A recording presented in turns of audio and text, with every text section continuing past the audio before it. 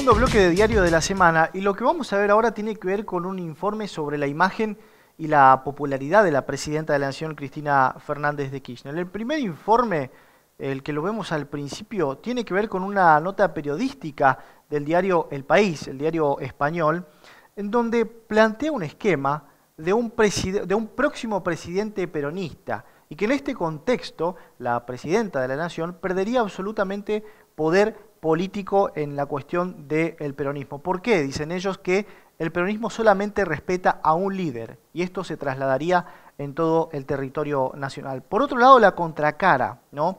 Una encuestadora local, la encuestadora Poliarquía, que marca por lo menos algunos puntos que tienen que ver con cómo va a terminar Cristina su mandato, y con aseguran desde Poliarquía por lo menos, que va a terminar con la imagen más alta de los que tuvieron los presidentes durante los últimos 30 años en el país. Vemos el informe. Argentina se prepara para un futuro sin los Kirchner. El periódico español El País analizó el panorama electoral argentino e hizo foco en un fin de época inminente. La pelea por la sucesión presidencial es el tema principal del 2015 en la Argentina, pero también genera expectativa en otros puntos del planeta, entre ellos España, donde los principales diarios generalistas suelen dedicarle espacio a las noticias políticas, económicas y sociales que ocurren de este lado del mundo. En esta ocasión, el diario El País hizo foco en la Argentina, que se prepara para un futuro sin los Kirchner. Se apoyó en los pronósticos de los principales encuestadores y dejó sentencias fuertes, como la que asegura la posibilidad de que el poder de Cristina Kirchner se diluya de forma definitiva. El peronismo solo responde a un líder. Si gana un peronista, ella acabará desapareciendo, asegura el diario El País. Cristina, la presidenta con mejor imagen de los últimos 30 años. Según el titular de la consultora Poliarquía, este es un gobierno que llega al final mucho más fuerte que los anteriores, y brindó datos sobre la buena imagen que mantiene Cristina actualmente en la sociedad.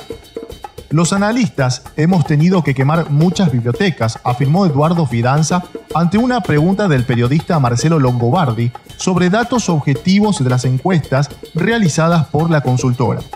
El titular de Poliarquía afirmó que si vemos la historia de los últimos años, cuando un gobierno termina, su poder tiende a disminuir rápidamente, pero en este caso no lo sabemos. Al parecer, la imagen de Cristina Fernández de Kirchner y su gobierno se mantiene con buenos números. La imagen presidencial, y cuando decimos esto, a veces nos hacemos acreedores de críticas, en el último registro nuestro subió 5 puntos en el último mes. En este sentido, expresó, Cristina se venía manteniendo en ese nivel en los últimos 7 u 8 meses. Descendió 5 puntos por el caso Nisman, pero después lo recuperó. No es el mejor momento de ella, que llegó a tener 70 puntos después de que ganó con el 54% de los votos. El periodista Marcelo Longobardi tuvo que reconocer así, ante esta avanzada de números, que con mandatos recién arrancados, tanto Bachelet como Dilma están muchísimo peor que Cristina. Bien, ahí estaba el pequeño informe que tenía que ver con una publicación, con dos publicaciones en realidad, una que era del diario El País y otra que hablaba sobre la encuestadora Poliarquía. A ver, en este pequeño informe, solamente en este pequeño informe, encontramos dos opiniones totalmente diferentes, totalmente encontradas, si se quiere, ¿no? Por un lado, una presidenta que terminaría totalmente debilitada por el poder político cuando termine su mandato el 10 de diciembre, y por el otro, con un número bastante importante, decía la encuestadora, con un 40-45% de imagen positiva tras la finalización de su mandato. ¿Cómo lo analizamos? Martín Medina, bienvenido al programa. Bueno, muchas gracias por la invitación. Vamos a tratar de explicar en términos sencillos algo que suele ser bastante complicado, como son los resultados de una encuesta, ¿no? Y siempre para ver los resultados de una encuesta uno tiene que tomar como parámetros quién encargó la encuesta, quién pagó la encuesta. Son cuestiones de índole privada que se pagan específicamente por parte de candidatos o por parte de partidos políticos, grupos de presión o inclusive, como en este caso, medios masivos de difusión tanto del exterior como de aquí de nuestro propio país. Así que por eso tenemos lecturas totalmente Claro. diferenciadas entre una y otra, analizando la misma realidad. Claro, y antes de irnos a los números, a la cuestión específica de las encuestas, ¿no? Pero a ver, estas son versiones o notas periodísticas, emanadas de una opinión de una persona que se sienta a escribir, ¿no? Ese periodista que se sienta a escribir, ¿se puede escapar de los números reales, si se quiere, o los parámetros que por lo menos te van indicando un porcentaje de imagen, ¿no? ¿Se puede escapar de eso? Sí, hay que ver la libertad con la que cada uno pueda llegar a trabajar, ¿no? Lo que sí, los números son exactos. El problema es cómo analizar y cómo tomamos los números y para qué nosotros utilizamos los números.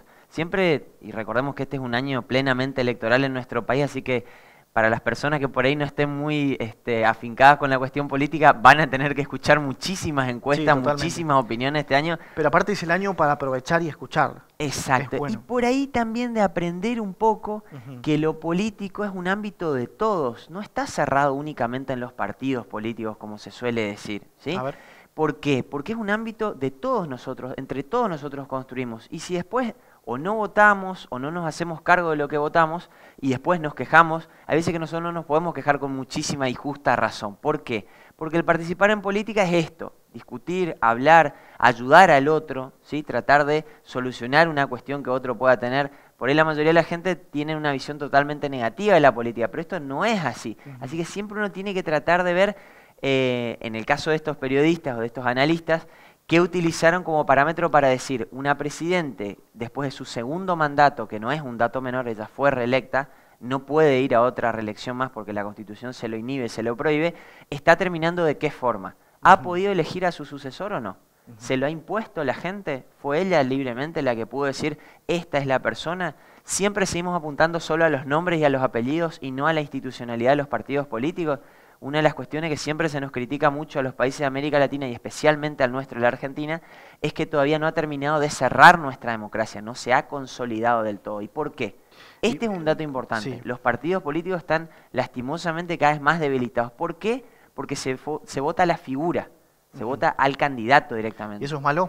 Eso es bastante malo. En las democracias que están más consolidadas en el resto de los países del mundo, se votan ideas, programas políticos, Pero no a ver, tanto a las personas. Si venimos acá a la actualidad, ¿no es cierto? Los candidatos, por lo menos del Frente para la Victoria, hoy están sosteniendo que el candidato es el proyecto. ¿No es esto sostener de cierta forma las estructuras partidarias? Sí, el candidato es el proyecto, pero ¿a qué costo político y partidario? Es decir, vamos a continuar con lo bueno de este gobierno, se dice desde el propio oficialismo que todavía no tiene su candidato oficial, aunque ya se sabe que el que tiene más chances es Daniel Scioli, porque es el que tiene mejor voto. Por lo Está que dicen las midiendo- encuestas. que está midiendo mejor, ¿no? En la mayoría de las encuestas es el que está midiendo mejor. Pero fíjense qué dicen desde la oposición también. También dicen muchos, desde Macri, Massa, que también lo podríamos poner en la oposición, también van a continuar con algunas cosas de este gobierno. Ese no es un dato menor. Este gobierno ha hecho muchas cuestiones buenas. Lo que pasa es que hay ciertos niveles de corrupción que se están criticando de la oposición. Pero ¿qué se plantea como alternativa desde la oposición? También tenemos votar a candidatos. Por ejemplo, claro, Macri. Macri no tenía un peso electoral a nivel nacional. Con este último acuerdo que ha logrado hacer con la Unión Cívica Radical, sí ya puede cubrir ese flanco que tenía bastante alicaído, si se quiere. Pero nuevamente votamos a personas, no votamos tanto a proyectos. Martín, el diario El País habla de la habilitación de la presidenta como figura peronista, ¿no? Sí, como representación del liderazgo peronista. A ver, si tenemos que analizarlo en esa situación, ¿es posible que ella pierda poder en el caso de que el próximo presidente sea justamente de estas raíces, digamos que sea un peronista también? Sí, lo que hay que tratar de explicar en términos sencillos es que el peronismo no es un partido político, es un movimiento, abarca muchas más cosas que un partido político. Por eso, por ejemplo, si analizamos cuál fue el origen de Mauricio Macri, ¿de dónde surgió? Surgió también del justicialismo, ¿sí? Tenemos un ala bastante derecha, un ala de centro izquierda, si se quiere usted, y un ala de izquierda también. Pero ella, el día de mañana, pongamos un escenario X en el cual su candidato del Frente para la Victoria no gane las elecciones, pero ¿y cómo queda el Congreso? ¿Cómo queda el Senado por un lado y la Cámara de Diputados de la Nación? ¿Sí? Ahí hay que hacer bastante análisis para ver cuál va a ser el juego de las mayorías. Recordemos que estamos en un país con una democracia que se está intentando sustentar, pero que el Poder Ejecutivo, como dicen los chicos ahora, no se puede cortar solo. se necesita apoyarse en ciertas cuestiones en el poder legislativo. El poder legislativo es un poder muy importante, o que debería ser más importante de lo que es hoy en día, y la Presidenta sabe eso, por eso trata de asegurarse espacios de poder después del 10 de diciembre. ¿Qué va a pasar después de las elecciones? ¿Y es cierto esto de que el poder concentrado de la Argentina está dentro del peronismo? ¿O los acuerdos que se puedan... Recién decías que, por ejemplo, Mauricio Macri, que se adjudica a ser peronista también, tendría parte de esa representación. Entonces decir, bueno, a ver, si nos guiamos porque hay que volver un poco más a los partidos, ¿dónde lo encontramos al peronismo, no? Claro, el peronismo abarca todo, se le llama, ¿no? Porque tiene cuestiones, como decíamos hace un ratito, de centro, derecha e izquierda.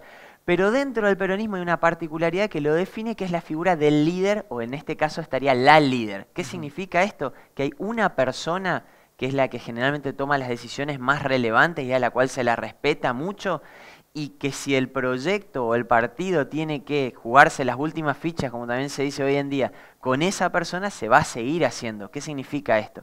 Que hoy en día la última palabra sabemos que la tiene la Presidenta de la Nación, por más que a ella le gusta que le digan la Presidenta, pero el cargo no es así, es la Presidenta de la Nación. ¿Estás rompiendo con un esquema mediático? Sí, lastimosamente, miremos un poquito la Constitución, leámosla y el cargo oficial el cargo es Presidente, Presidente. No hay discusión. Y no es una cuestión de género, que no me quieran matar las mujeres, ni nada de eso, ni mi señora cuando vuelva a mi casa. No es una cuestión de género, el cargo oficial es Presidente de la Nación Argentina, ¿sí? Ella es la que tiene la última palabra. Y en este juego también hay que ver cómo marca el juego las provincias, ¿sí? Porque generalmente se habla de un poder central de Buenos Aires nada más, pero las provincias siguen aglutinando mucho poder. Y en eso también está interesante analizar cómo quedó el calendario electoral, la cantidad de provincias que han dividido las elecciones, ¿sí? En este año. Recordemos que este año tenemos las PASO, las primarias abiertas, simultáneas, obligatorias. Muchos distritos electorales han decidido desdoblar las elecciones para no quedar pegados, como se suele determinar, al calendario nacional. Así que eso también es otro dato a tener en cuenta para este año electoral. Martín, a ver, una pregunta directa, ¿no? ¿Es posible pensar un país como propone, un país en la Argentina como propone el diario, sin los Kirchner? Es decir, que los Kirchner no estén más en la esfera. A ver, todo lo que se mueve hasta ahora es pensando que el motor central del esquema de gobierno y el esquema político gira en torno al apellido y a todo lo que se conformó tras el kirchnerismo y durante 12 años, ¿no? ¿Es posible prever un país a partir del 11 de diciembre en ese sentido? Bueno, exactamente lo mismo, y más que nada esto va para los memoriosos, los que se acuerdan bien, se decía lo mismo del menemismo, ¿sí? Después de 10 años en el poder, porque recordemos que el primer periodo presidencial fue de 6 años, exacto, claro. Y el segundo de 4, después de la reforma constitucional del 94, se pensaba exactamente lo mismo. La Argentina después del menemismo, ¿cómo quedaba parada? Lo mismo se está indagando y preguntando qué va a ocurrir después del post-kirchnerismo, ¿sí? Si el sector peronista va a seguir aglutinando tanto poder, y ahí hay que ver los distritos electorales más relevantes. Provincia de Buenos Aires, Ciudad Autónoma de Buenos Aires, por favor no digamos más Capital Federal, que desapareció hace años, provincia de Mendoza, provincia de Córdoba y Santa Fe, que son los distritos en los cuales se deciden las elecciones. Claro. Los caudillos en esas provincias, ¿cómo van a jugar en estas elecciones? Esa es otra pregunta que también uno tendría que tener. ¿Y el post-kirchnerismo cómo va a quedar? ¿Va a quedar con un grupo de poder en el bloque parlamentario a nivel nacional o van a ir todos únicamente con el candidato que quede? Si va a ser Scioli el candidato oficialmente, después de las PASO lo vamos a saber determinar. ¿El resto del kirchnerismo va a responder a él plenamente? Recordemos que en provincia de Buenos Aires el vicegobernador de Scioli, ¿quién es? Es Mariotto. Es un kirchnerista de primera instancia. Bueno, de hecho, la resistencia del kirchnerismo puro es hacia la candidatura, a la precandidatura de Daniel Scioli, ¿no? Sí.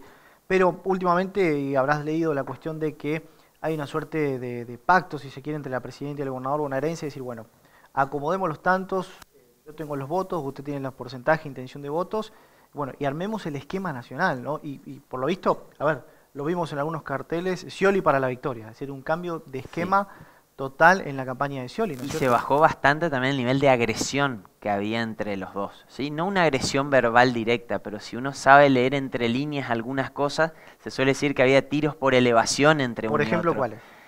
Por ejemplo, la cuestión educativa en la provincia de Buenos Aires. Se está diciendo que la mayoría de las escuelas que se han hecho han sido únicamente con recursos del Tesoro Nacional, es decir, de las arcas nacionales.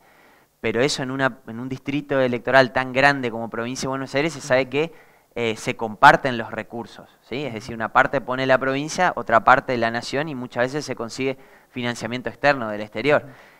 al tener, por ejemplo, también, volviendo al mismo tema, a Mariotto como vicegobernador, también él ha criticado muchas de las acciones que ha llevado su propio gobernador, con el cual él acompañó en la fórmula, por ejemplo, en una cuestión de derechos humanos, que muchas veces se le critica al candidato Scioli que no se juega mucho en ciertos temas, pero él apunta más a su gestión. Fíjense cómo responde también él. Él responde con hechos de gestión, Daniel Scioli. Lo mismo está sucediendo a nivel provincia, porque hace poquitos días también Martín Insaurralde se lanzó como candidato a gobernador.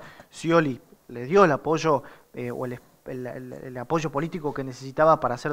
Me lanzo como candidato, muchachos, y una de las declaraciones fuertes fue de Aníbal Fernández, que la habrás escuchado siempre, declaraciones un poco polémicas, decir en todo el mundo, ¿no? Es decir, como ¿hay una resistencia todavía a esos candidatos que quieren especular? Sí, porque se los ve a muchos de ellos como candidatos únicamente mediáticos. Recuerdo que una de las frases fue, los marea el bailando, ¿no? Por el programa de Tinelli. Claro. Los marea el bailando porque, bueno, ven cómo van midiendo y todas esas cuestiones, pero, a ver, para pasar en limpio, estos temas se deciden generalmente en las cúpulas y esas cúpulas toman las decisiones de forma orgánica. ¿Qué significa esto? Que hay un líder que toma las decisiones y que debe ser acompañado por todo su conjunto de personas, ¿sí?